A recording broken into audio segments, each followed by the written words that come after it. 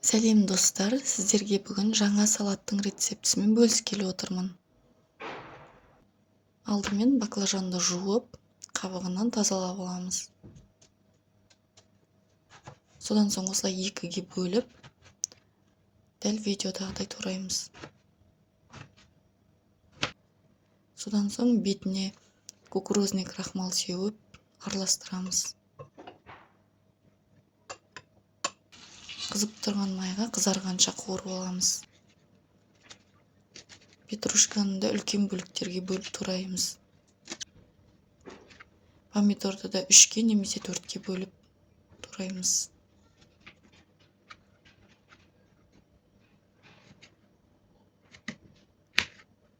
Содан соң ыдысымызға петрушканы орналастырамыз. Оның үстіне қуырылған баклажанды қойып шығамыз.